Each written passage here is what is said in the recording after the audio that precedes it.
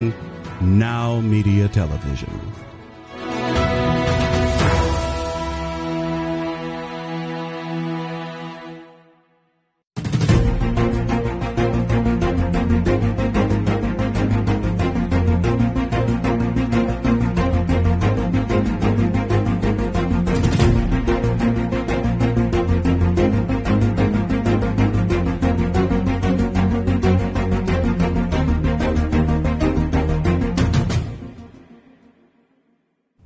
Hey, welcome to Biz Talk TV here on the NowMedia Television Networks. I'm your business guide and host, Michael Rager.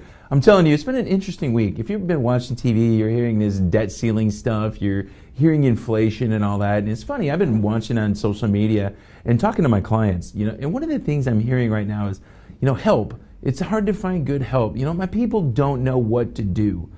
I'm going to tell you one thing. As a business owner, it's our responsibility to make sure that our employees know what they're supposed to do.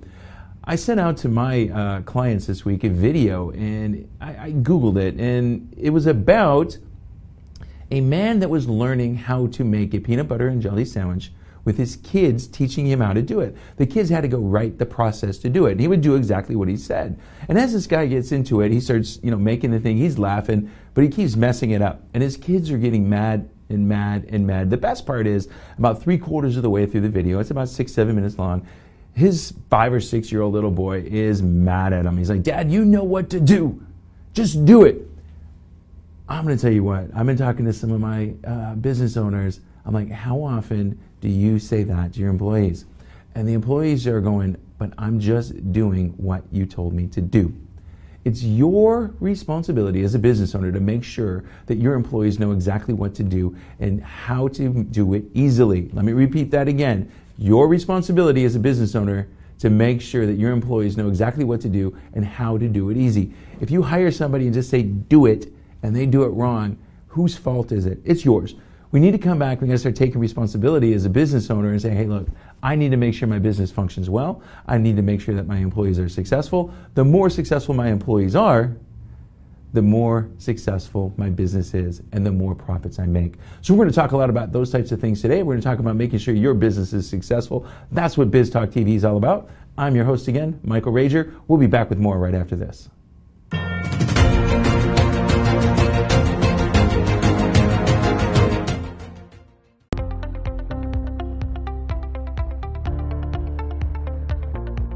The tax and bookkeeping team is key to any successful business. At Gunderson's Bookkeeping, our passion is to help small business owners grow, be profitable, and to prosper. We specialize in supporting small to mid-sized business owners who want to hire a full-time or even a part-time bookkeeper, but just do not have the funds. In addition, we free business owners from the tedious tasks of bookkeeping and help them focus on their business operations, their growth, and profitability. Gunderson's Bookkeeping is your business solutions partner, offering a broad range of services to meet the needs of our clients. A profitable business needs accurate and reliable books, so take a strong step and call us today for your personal, no-risk consultation.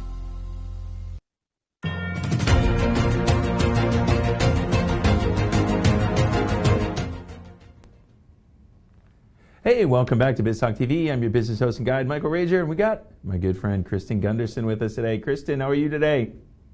Good. How are you today? I'm good. We're not, I'm telling you, is the ark built yet?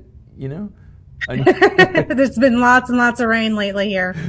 Yeah, I know. All of our contractors are making money, trying to find wood and stuff so we can do that and then go find the animals. We can get them in 2x2. So yeah, exactly. All right, so today we're going to talk a little bit about bookkeeping and where business owners like me make mistakes. Let's kick it off with the first thing, commingling business and personal funds. It's kind of hard, right? As a business owner, sometimes, like me, I don't pay myself a salary, and it's like, hey, I need cash. How do we handle that, and how do we make it look so I don't confuse you? Yeah, well, the first thing is if you have a business, especially if you have an LLC, you really need to keep your business and your personal. Have a separate bank account for each one. Right? All of your business expenses out of your business bank account. Make sure that your business income's going into your bank account. And then when you do need money, go ahead and transfer it to your personal bank account. Cut any, like, pay your rent out of there, your groceries, your car payment. Like, a lot of times I see business owners and they're doing both. Like, they're spending business expenses out of their personal, and they're spending personal expenses out of their business. And it makes it a bookkeeping nightmare, but the IRS also really, really detests it. They detest everything we do, but I get it. So let's talking about the next thing is not knowing if we can write something off. Should we just write it off just in case and just wait and see, or what should we do? Well, the IRS basically says that you can write off anything that is normal and regular for your business. Mm-hmm. So it really depends on what type of business you have. Like, for instance, if you're running a daycare, you're able to write off toys. You're able to buy toys through the business bank account and write them off on your tax return. You're able to write off food because the kids need to eat. Most businesses aren't able to write off toys and food that they just, buy, like groceries. They're not able to write that off in their business, but, a daycare is. So it kind of depends on what your business is. If you're in construction, it's normal for you to be buying lots of wood and screws and nails, hiring people to do the plumbing and the electrical. So those are normal for your industry. So if it is a business expense for you, feel free to write it out of your, use the debit card, use the credit card. That's your business bank account, and cut the expense out of the business. And then, yes, you can write it off on your tax return. Yeah, I know. Excuse me. I know me. I've got some weird stuff. Having the whiteboards and whiskey. Writing off whiskey because we're doing that. We're charging to come to events and stuff like that. It's you've got to understand what's normal, and how do we figure that out? I mean, some businesses are just going to push anything they can push, right? They're going to try, but yes. How do we just make sure? Well, the best thing is to get in contact with someone who actually knows, like a bookkeeper or an accountant, a CPA would be a great place to start. You might also be able to get in contact with like a tax lawyer, a tax attorney, because they're going to know also. Yeah, especially if you're a little bit, different type of business. There's something that's going to be really important that you need to go for. Here's the thing that gets me all the time is paying quarterly taxes and estimating it. How do we do that to make sure we do it right? Well, the one thing is everyone, when they first get in the business, they really get freaked out. They're like, oh my gosh, I have to be paying quarterly estimated taxes. And sometimes they don't know if the business needs to pay it or if they need to pay it personally. And again, that depends on what type of entity you are. If you have a DBA or if you have an LLC and you're just a single owner, that would be, you have to pay it in personally. And even if you're a partnership, you have to pay it in personally. The only entity that has to pay in quarterly estimated tax payments for the corporation is if you're a C Corp. So then you'll probably have to pay in for the business and for you personally. And the good thing is that once you have to do your tax return first. Like your first tax return of when you're in the business, you're probably going to have a lot of losses, because there's a lot of expenses that you have to pay for when you first get started with your business. So you might have a loss for the first 2 years. Most businesses break even in year 3. But your first tax year that you owe money, like if you owe more than $1,000 and if you think that you're having a really, really, really great year, you need to get with your CPA or your tax preparer and be like, hey, I think I'm having a really great year. Do you think I'm going to owe more than $1,000 this year? And if you do, that is when you need to pay in quarterly estimated taxes. And actually, like if you think you're going to end up owing for the year, they really want you to pay that in by January 15th. Like that does not give you a lot of time. So you need to be planning throughout the year, to see if you're going to owe. And then you just kind of, whatever, like if you kind of look at your last year's tax return and you can figure out, okay, here's what I brought in, here's what my tax was, and you divide it and be like, oh, it's 10% or it's 5% or 15, whatever because it's to you, whatever your tax rate was for that year, that is what I would use that number, and it might be 15%. And whatever your net profit is, you also have to really have really good bookkeeping. You have to be able to run that profit and loss, but I would take, say, the 15% of whatever you paid in taxes last year, times that by your net profit, and that will give you a good number to pay in for your estimated quarterly taxes. Well, I know a couple weeks ago we were talking about profit first and doing that. I think the simplest way is just to take 10% of your revenue that coming in and just throw it into your business savings account. Yeah, that's really, really helpful. If you can just put 10% away for taxes, you will have that money sitting there. You won't touch it. Put it into a separate bank account, because a lot of people, they don't even look at their financials. They don't know what to look at or how to read their profit and loss or their balance sheet, but they do know bank balance accounting. They can log into their bank account, and if they have money, they think they're doing great and they can spend it. That's the habit. But if they're looking at their operating bank account and the number is low, then they know that they need to work harder or start collecting or spend less. Like, there are certain things that we can do. But if you go ahead and put 10% away into a separate bank account and don't look at it, you have that money there in case you do owe taxes or to pay in for quarterly estimated tax. I want to give her one thing really quick. For those of us who are watching in Texas, this week, May 15th, is it May 15th or May 16th? We've got to go to the comptroller, and whether we made money or not, we have to go in and just report it, right? Yes, the franchise tax report is due May 15th. It's especially if you made less than the $1 million mark, it's a annual tax due report. Go in and just file it. You just need to put in your total revenue that you had for the year, and then it will tell you if you owe money or not. Again, if it's under I can't remember the exact numbers, but it's $1 million point something, it will be no tax due. Well, the important thing about that is if you don't do it, even if you don't go in and say, I don't owe money, and you don't do it, you're going to get fined. You're going to have fees and fines. $50 late fee for not filing, and then if you don't do it for 2 or 3 years, you're in bad status, and then you have to go back and redo all those years and get in good standing again. Yeah, it is. So it's important. So those of you business owners out here in Texas, it's coming up this week. Go get it done. So Kristen, if people need to get with you to undo these things that they've done, how do they get a hold of you? The easiest way is to go ahead and give us a call, 936-372-2661, and you can talk to the receptionist and book an appointment with me. Well, awesome. That's awesome. And also, you got to follow Kristen on Facebook and LinkedIn. She's all over there giving some great tips on going what's on. So, hey, Kristen, it's been great seeing you again. Stay dry up there in the Woodlands area, and we'll see you back here in the studio soon. Thank you. All right. So that was some good tips, business owners. You got to make sure that you're looking at your bookkeeping and make sure you're saving for your taxes. So this is Michael Rager, your business guide. We're going to be back with a little bit more of Biz Talk TV right after this.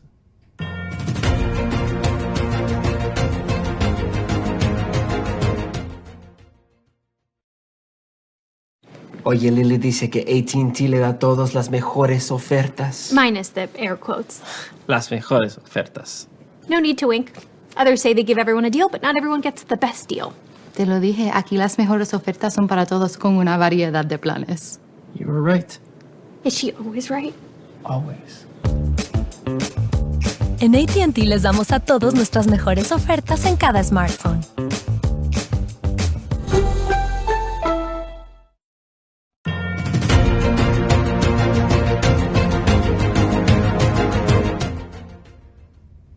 Hey, welcome back to Biz Talk TV. I'm your business host and guide, Michael Rager.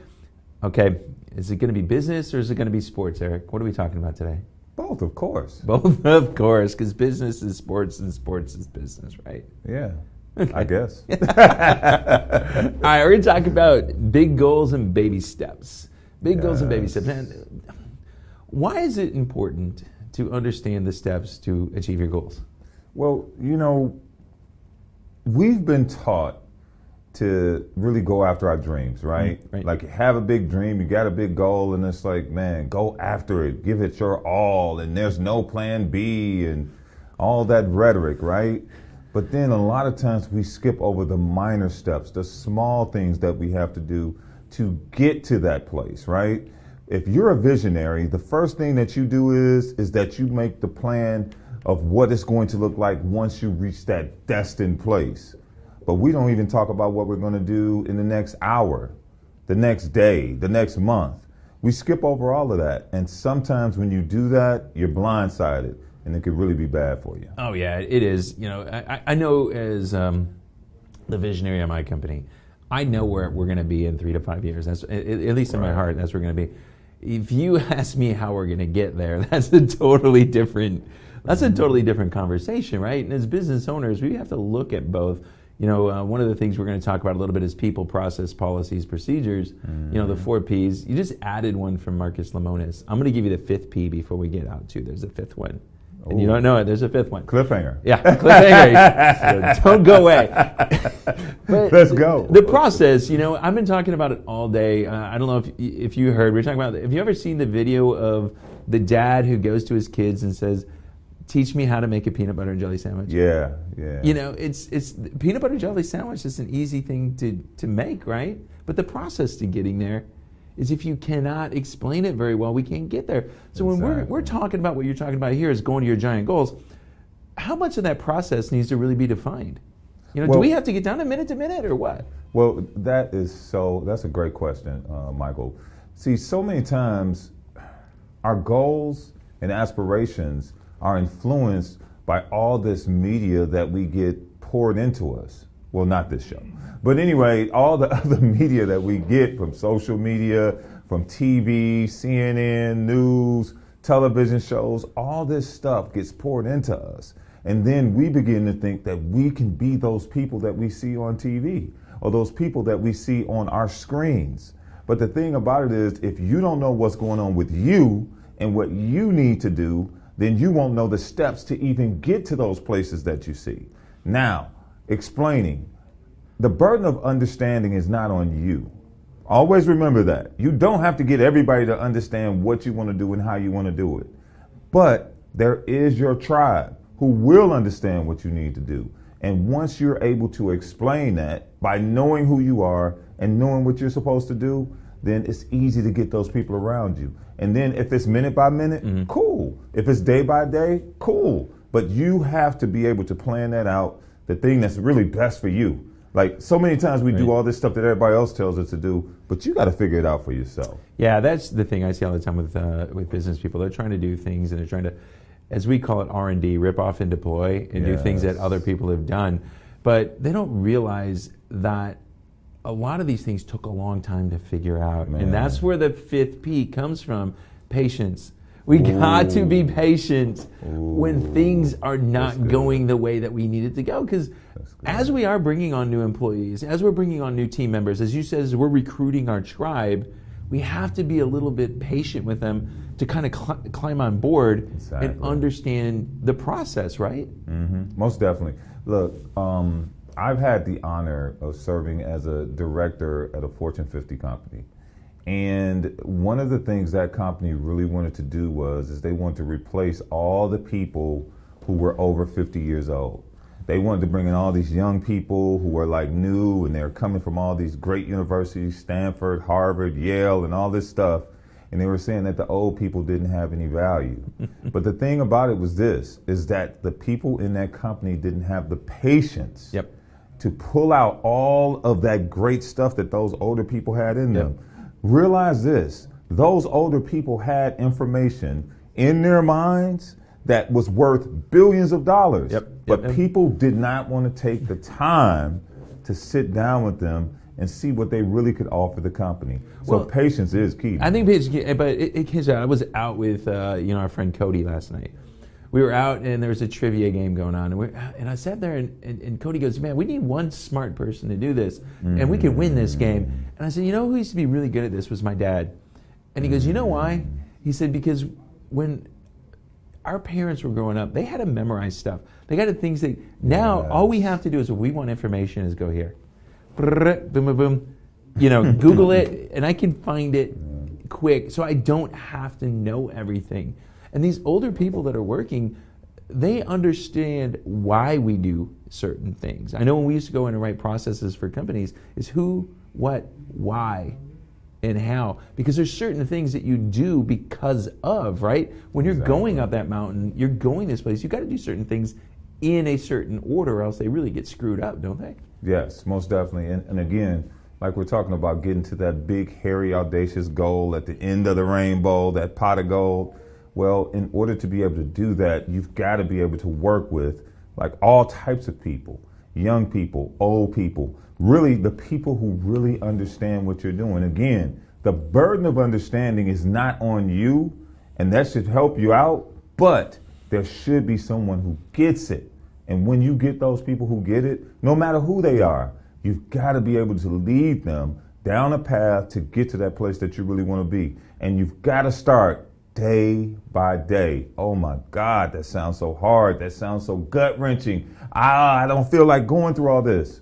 But patience is key. Yeah, but we talk about it, and I saw it. I started the show today. I was talking about it because on my way in, I follow Mike Rowe, the Dirty Jobs guy, and he had a post about, we have weak kids and we have this, and it's like, no, they're just different.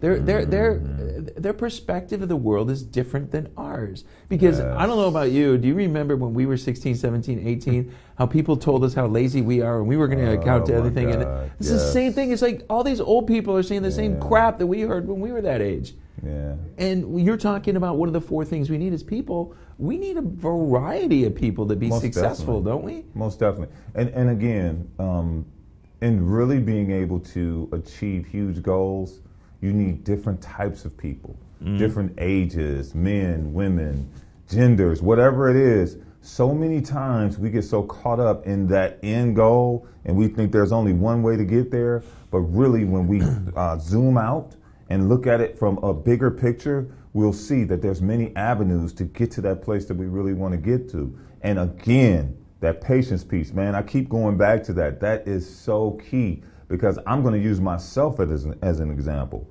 There are so many times that I hit the accelerator instead of hitting the brake and seeing where the heck I was. And you know what happened? I had many accidents. And my insurance didn't pay for those accidents. I paid a heavy price for those accidents. And now I'm learning, hey, you know what? It's cool to have that big thing in mind, but you got to slow down. See the people around you and make sure that you got the processes in place and the procedures so that you can do what you need to do. Well, it's really, 2 things about this. One is you just need to write me a check for the 5th P. I was trying to avoid that. Yeah, thanks. I was trying to avoid that. But you can buy me an old fashioned tomorrow. But you've got to look at when we're building our business. I talked about in the opening. It's our responsibility as a business owner to make sure that our people succeed. That's what it's about. We need to make it fun. We need to make it easy. We need to be able to make it successful. And as business owners, if we don't have those, processes and policies and procedures and all that stuff in place, there's no way that our people can be successful, can we? Exactly. And again, you keep going back to patience. The only way that you have all those things, Michael, is to have the patience to build that stuff up. So many people have a dream of building their own home, their own custom home, right? Well, that doesn't happen overnight. You have to have an architect to put it together, to put together the plans. Then you got to get zoning. Then you got to get a construction company. Then you got to get the loan for the house. It's so many things that you have to go through before you get that dream house.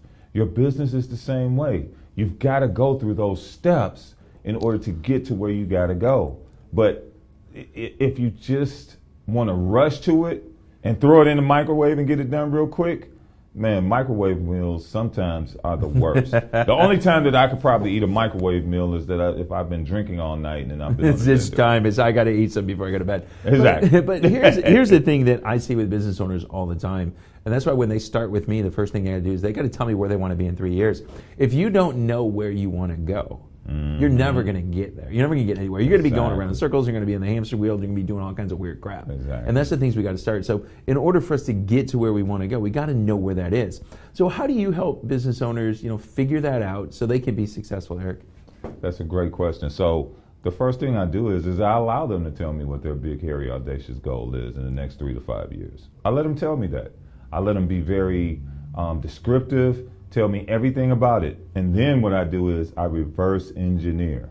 And I go backwards and say, hey, okay, that's fine that you got that. So what are you going to do in 2 years? What are you going to do in 1 year? What are you going to do next month?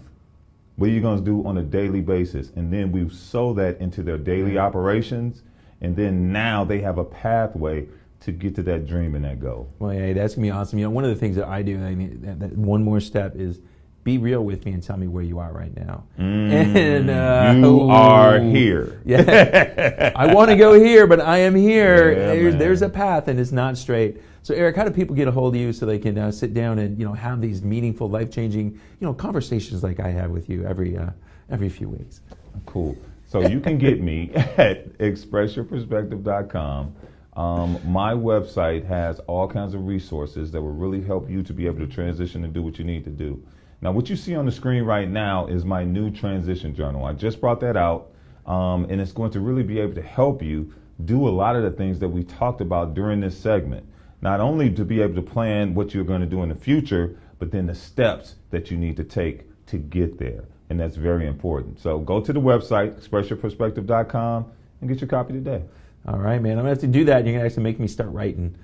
Things I got to do. I'm not going to say nothing. It's the things I'm going to be good. I'm going to be good. The things we know we're supposed to do and we don't do it. So, yeah. Hey. So, all right, out there, if you're here in Houston tomorrow, if you're not doing anything, look me up on Facebook. Eric and I are going to be hanging out. We're going to have some old fashions with about 15 other business owners. So it's a great thing to do. So, hey, we're going to be right back here on Biz Talk TV. I'm your host and business guide, Michael Rager.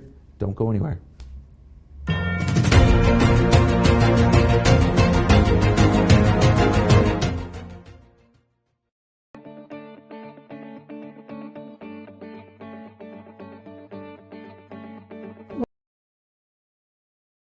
Working, especially if you don't have the right attorney at your side. Hi, my name is Sonia Aston, and I'm an attorney with over 30 years of experience. I've helped small and medium-sized businesses and business owners to make sure that their legal rights and interests are protected. As general counsel for you and your organization, I can draft and review solid contracts, minimize the risk of litigation, review and prepare comprehensive business succession plans, or help you navigate your company with the local, state, and federal government. Take a decisive step today. I'm here to make sure your legal rights are protected and you have a peace of mind that you deserve.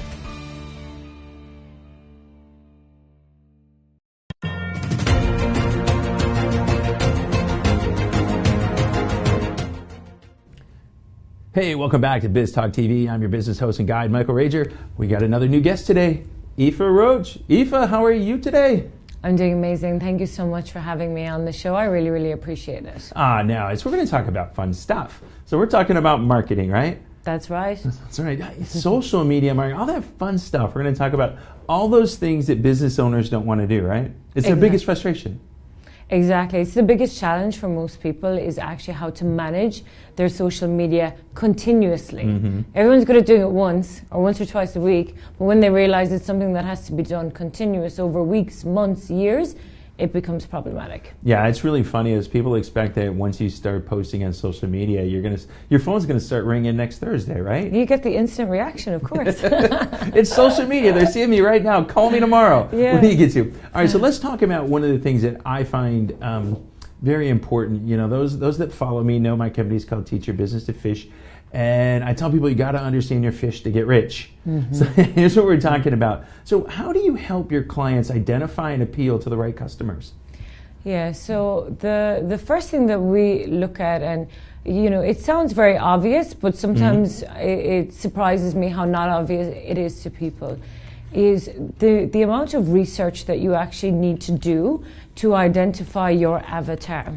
So when I start to work with a client, I use an acronym and I say BIND. Okay, we want to understand the behaviors, we want to understand the interests, we want to understand the needs, and we want to understand the demographic of the person that you want to work with. Once we get past that, then we look at what we call the psychographics, which are the buying personas of the people that we want to target. Because when you're going out and you're trying to market to everyone, in reality you're marketing to no one, because you're not going to be able to position your brand messaging. So that's one of the first things that I do when I work with my clients is we research who is the exact person that you're looking to sell your product and service to. And I literally want you to be able to describe them to me. If you had a conversation, what would their problems be? And I think the more that you can do that in the beginning, the more time, energy, and money you're going to save yourself, because you're not going to be wasting time trying to cast a wide, wide net out and not catching any fish. No, I hear it all the time. I do. I hear it all the time. I'm just going to throw a net and I'm going to go catch a whole bunch of fish. Mm-hmm. And, you know, when I go throw a net, when I'm fishing, I'm catching bait. The bait helps me catch the fish.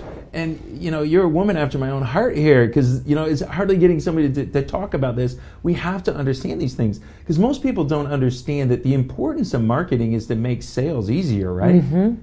I mean, that's why we market. Yeah, and if you don't market correctly, the only thing that you're going to do is you're going to fill your sales funnel full of people who are either not qualified to buy your product or service, cannot afford to buy your products and services, and then you're going to end up having a team of salespeople who are frustrated, demotivated, or unhappy because the lead that they're getting in is not a quality lead. So the identification of the avatar on the front end is critical for the success on the back end. So if you're someone, you know, and I know we could talk about close rates, we could go down a whole rabbit hole here, but if you are someone who's struggling with closing deals, you've got to look to, okay, have I identified the avatar on the front end, and have I really crafted my messaging to the problem that I'm solving for that avatar? And then am I positioning that across all social media channels, so that I have one marketing message that solves a problem for one avatar, and then I go vertical on that. Oh, I love it. I love it. Mm-hmm. I have my people, I teach my clients something that I stole from a guy named Cameron Harold. Cameron was the former COO of 1-800-GOT-JUNK, and he calls it R&D. And it's not research and development, it's rip off and deploy. Mm-hmm. It is go find out who is currently marketing to your target market and go steal what they're doing and just make it better. You know, do you have your clients research their competitors? I love that, right? We don't need to reinvent the wheel. Right. Right? And right. so many business owners go and do that. I'm like, you can go on to the ads libraries. We can have a TikTok ad library, Facebook ad library, and we can go and look at what our competitors are doing. We can look at the copy, we can look at the style of the marketing that they're using, the tone of the marketing, whether they're using graphics, video, short form, long form, and you study that. Because why would you be investing time, energy, and money to find a formula if someone is already putting a budget into it, knowing that that formula works? What you want to do is spend time, energy, and money improving the formula. So rather than starting from ground zero, which, you know, we see a lot of mistakes being made and a lot of money, because when you're trying to market in the beginning, it's expensive. You've got to kind of feel your way around to find your brand voice, exactly how you're going to craft the messaging. So you want to minimize how much that's going to cost you by doing that research. Well, I think a lot of it is once we start doing it, and we can go take something that somebody else is already doing. We can take that. Number one, we've got to make sure that yes, that ad campaign is really making money. You know, we don't want to steal something that's not working. Exactly. But that's not a good one. That's a recipe for failure. But if we go find something that is working, we go tweak it, we make it better. Now it becomes predictable, and that's the reason with marketing that it is to become predictable, and it is to understand what's going on. You talk about appealing to the right customers. This is coming to tactics now once we've actually established a strategy, correct? Yeah, so I spent quite a lot of time studying different buying personalities. It was biology, is what we call it. So what is the trigger points that make people want to buy? And there's different, there's lots of different personality profiling systems that you can look at. That different people will want to buy for different reasons. You can have like the action type of person who is very concerned with image, you know what I mean? They want to be out there, they're competitive, they like, spontaneity, freedom, all of those things. So a certain product appeals to that demographic. You have then sort of more what we would term a blueprint personality, where they're very much around facts and figures and plan and strategy. There's a whole product suite for them. The nurturing type of person is the person who cares about, teamwork and goodwill. You sell to them differently. And then you have a knowledge person, who's the person who really likes the idea of research. Now, when you know that, then you're crafting your messaging because what appeals to an action person like me is not going to appeal to someone who's very, kind of more conservative than I would be. That maybe wouldn't be someone who'd be wanting to pursue entrepreneurship. They might want to be an entrepreneur.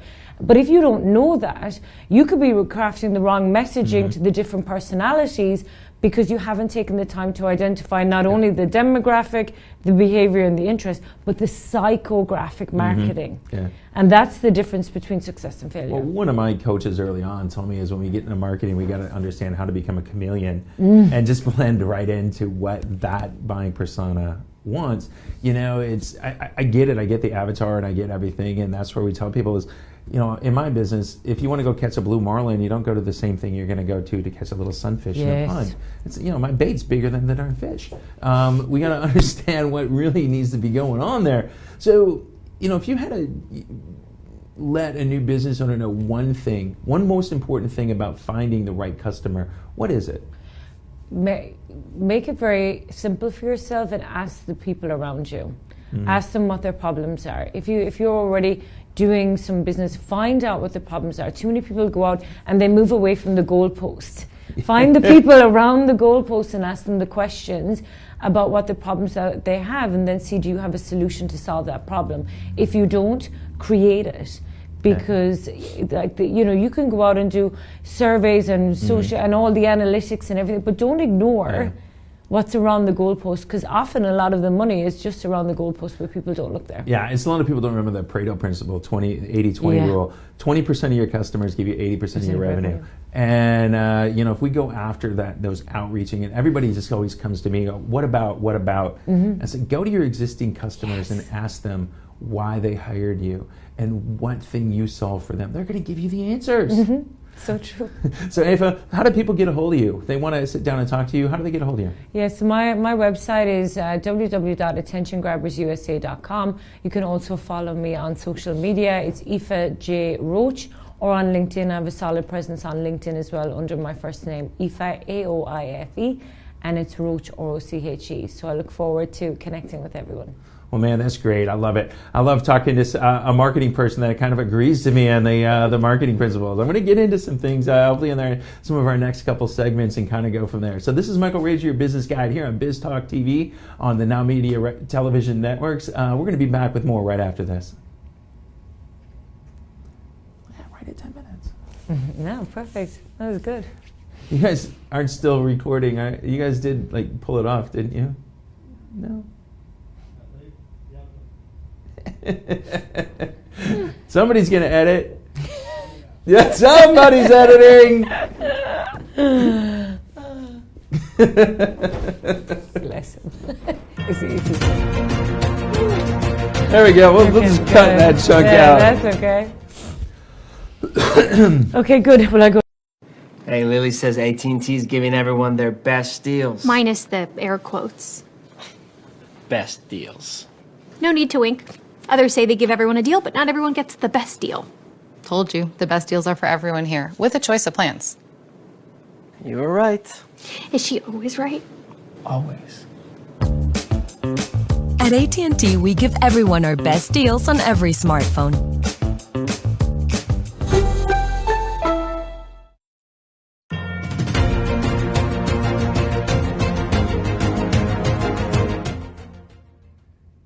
Hey, welcome back to Biz Talk TV. I'm your host and business guide, Michael Rager. We're going to go next to Mac and Natalia. We're going to talk about law and what's going on in Texas family law. Take it away. Hello, and thank you for having us. And today we will be discussing some issues from the Texas family law, and this is actually what my business partner and friend Mark is doing here in Texas, and I am from Warsaw, Poland, and I just thought that I would like to know more and wanted to ask Mark to introduce us and the public, the public, to those issues. And Mark, can you tell us closer what you do within the field of Texas family law?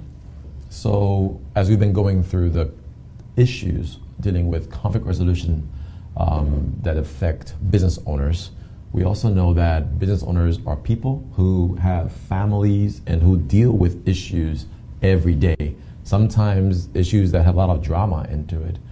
So if a person comes to me, my job is very simple, and that is, how can I find a way to resolve their everyday disputes that they deal with in their family life? Now, the person could pick up the phone, call a lawyer, and go to court, but isn't there another way of sitting down and dealing with the other party through mediation and hopefully resolving it? And so that's what we're all about at my law office and at the mediation office. And we've created a few different brands, and one of them is called childsupportmediation.com.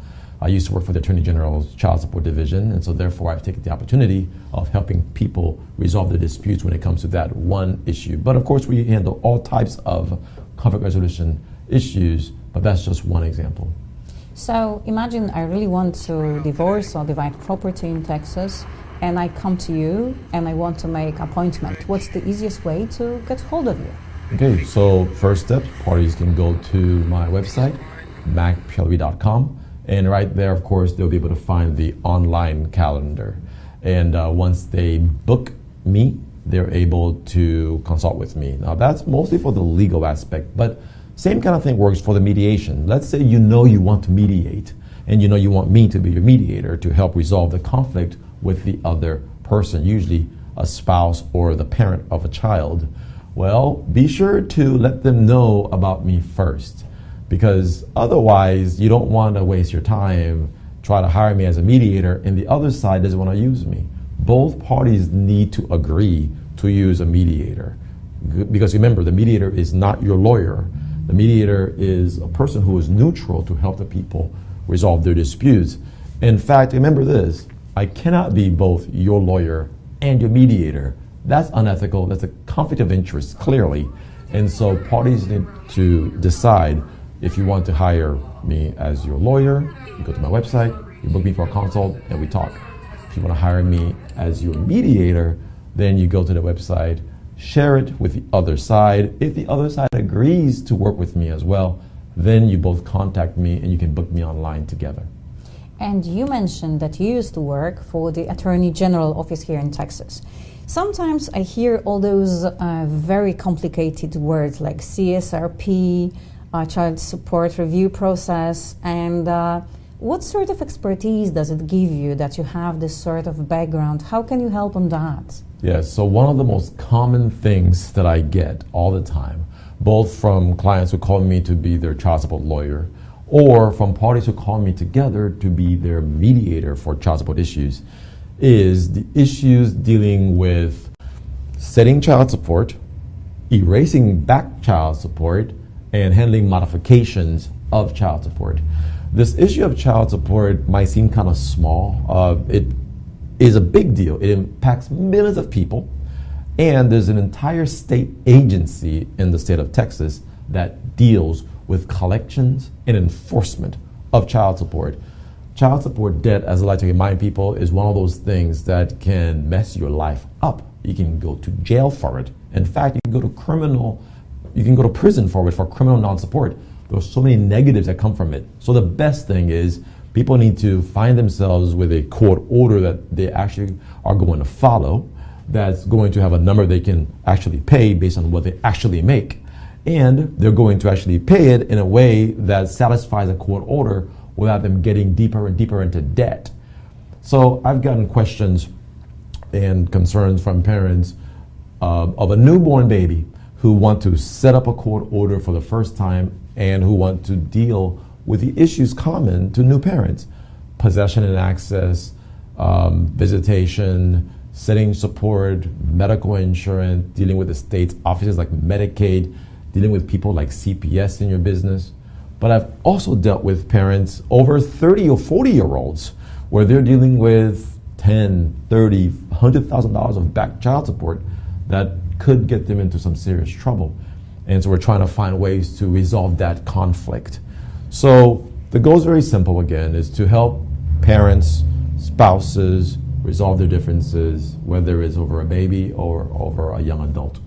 And if we go a little bit earlier than that, what about establishing the paternity? This is also something that I hear very often about. people have a child, but the father wishes to be the father officially, or the mother wishes to establish that this very man is the father of the child. I understand that it pertains to the non-marital relationships, right? So, yes, most of the time, people who are not married have a paternity issue, but a lot of times that's addressed with acknowledgments of paternity that are signed at the hospital, or AOPs. But most of the time, if parties are not married and they haven't signed an AOP, then there's a question of paternity, where the courts want to get involved to adjudicate parentage. So a lot of times we get calls, sometimes from a mom, who wants to name a man as the father, who she's alleging is the father, and then our goal is very simple, is to get her a court order that will have everything laid out, very clear. Possession schedule, conservatorship, rights and the duties are listed, possession schedule, as I said, child support, back child support, retro, medical insurance, issues dealing with passports and injunctions to prevent certain bad behaviors like drinking and smoking around the kid. All of those issues can be addressed when a parent comes to me.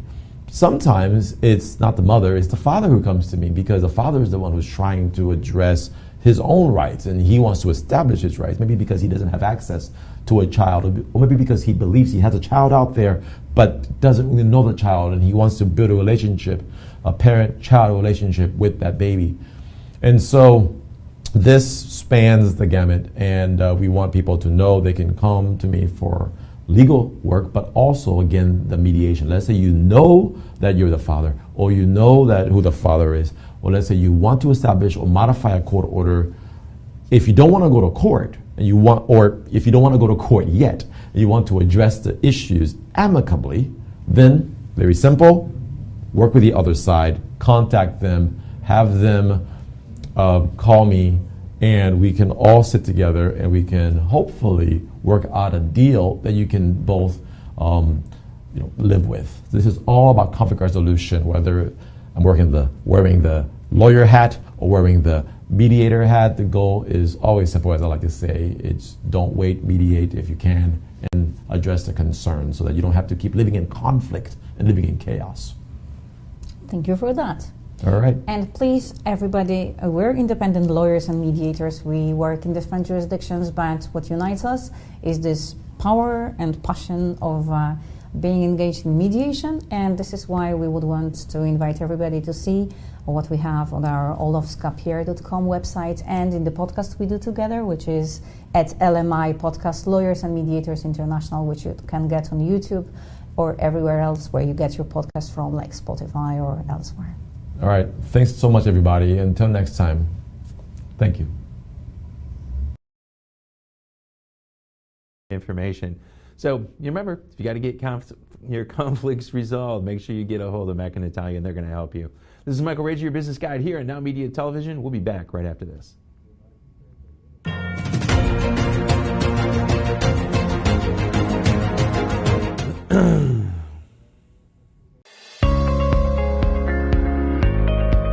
Hey, are you a small business owner that's struggling to double or triple your revenue and profits? My name is Michael Rager. I'm your business guide with Teach Your Business to Fitch. Our success operating system will help you double or triple your profits every 2 to 3 years while actually maintaining some semblance of a home life. Call us at 713-201-5559 and we'll help you become a real success.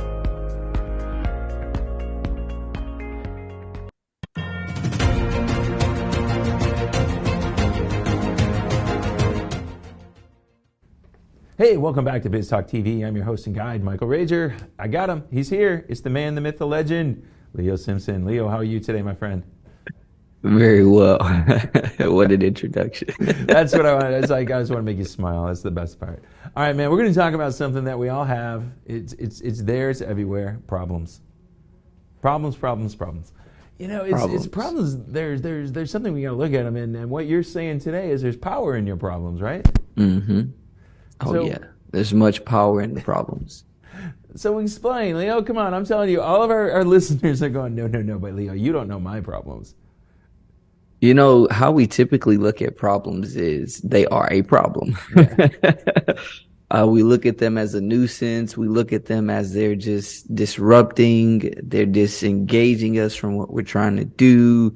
They're distracting. They're frustrating. And all of those things are true.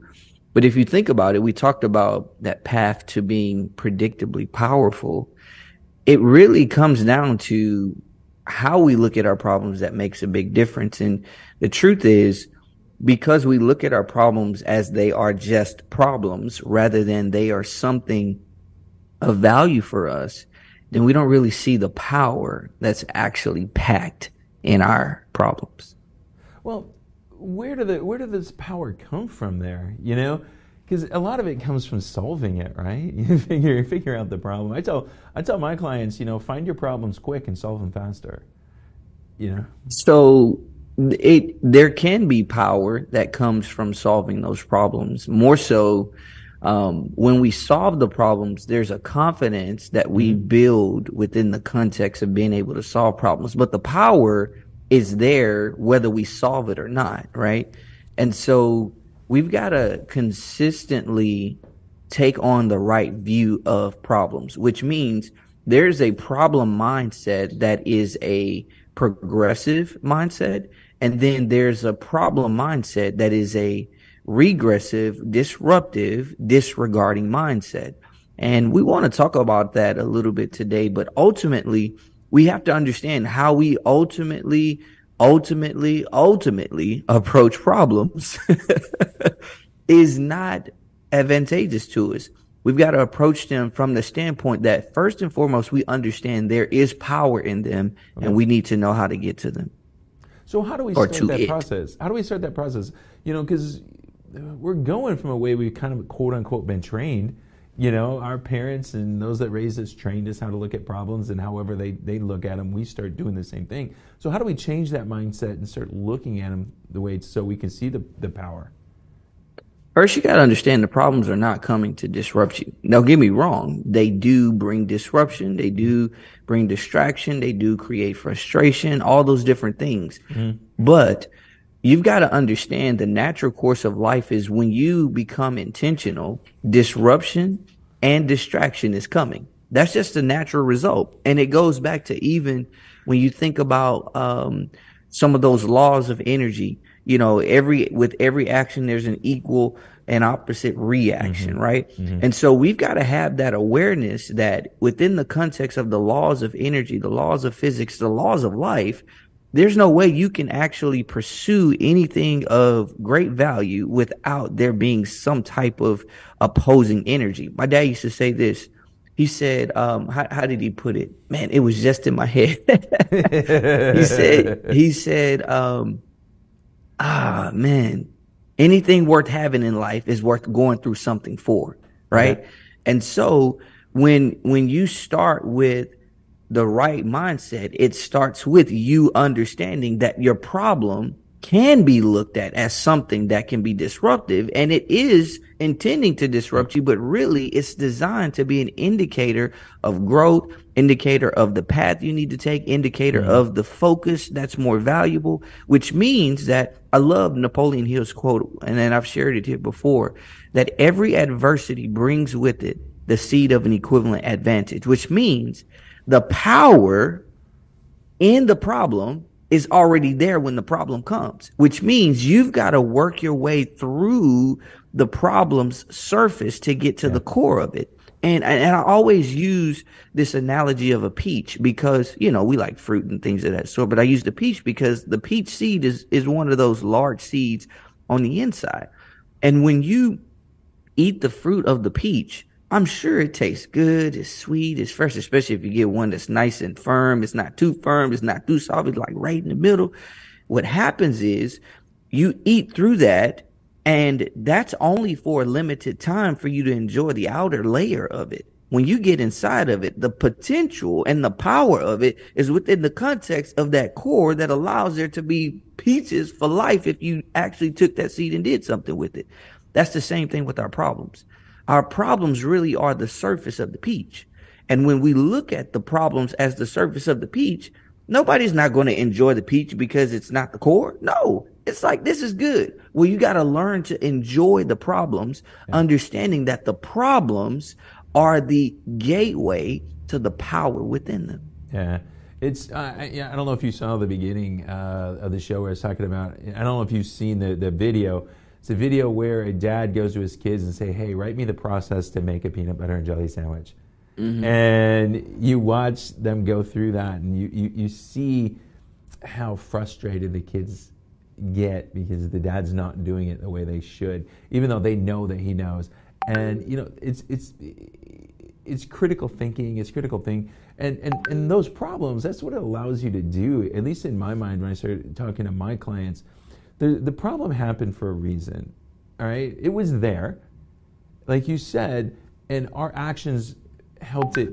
I don't want to say manifest, but it show itself. And as we went there, so how do we as business owners now? Let's take it from that point of view. As a business owner now, how should we be viewing these problems, and how should we be, putting together, learning, tools? How do we grow because of our problems? First and foremost, understand that your problems are a congratulation, and that is, if you have no problems, that means you're doing nothing. Yeah. And as a business owner, if you're pursuing your vision, your goal, and something is pressing against you, that means you're doing what you're supposed to do. Now, when the problem comes, the problem not only says congratulations, it says, will you commit? And it's a questioning of you to say, will you engage in order to move in the direction that you said you were actually committed to, right? So every problem is a point that checks you. So it's a congratulation as well as a checkpoint for you to identify if you're really committed to what you said you're going to be committed to. Because here's the truth. You're going to have some problems. And watch this. There was this quote in that I heard in a message that I was looking at, and it talked about the reality behind when we're dealing with things that come against us. It says, the ultimate hack for success in life holistically is to only expect outcomes I desire. That means I must discipline myself to not give any energy to outcomes I don't desire.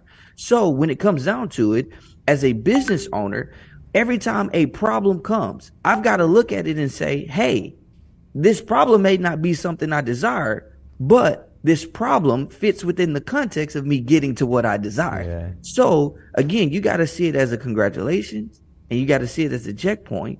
And when you see them as those two things, and you deal with them and engage with them with tenacity, you position yourself to, no matter what happens, become, as I said in one point in another talk, somewhat of a wizard in how you deal with the problems, because when a problem comes, all it's doing is engaging your power that is beyond what you've achieved to this point. Yeah, that's awesome stuff, Leo. That's awesome. So when people want to, get with you and figure out how to look at their problems the right way, how do they get a hold of you?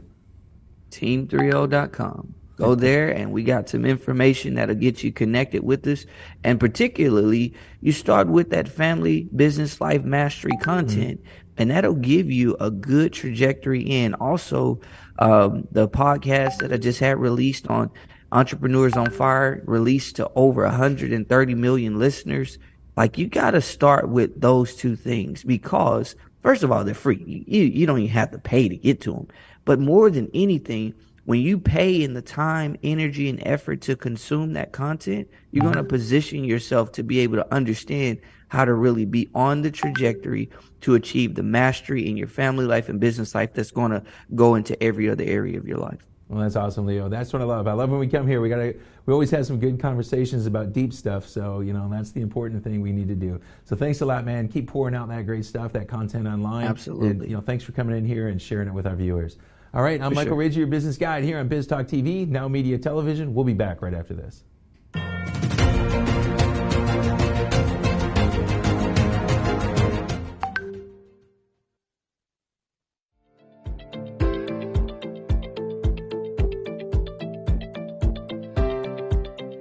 Stop and think. How often do you take the time to set goals? And when you set those goals, how often do you hit them? The problem is the word goal setting. We all have goals, but goals are just wishes. Goals are what we want. What we really need is called result setting. My name is Katrin Becker, and what I do is create tailor-made result plans that ensure people will hit their targets. If you are committed for real results, let's chat and see which program is right for you and your team. Goals are just what we want, but together, results are what we will achieve.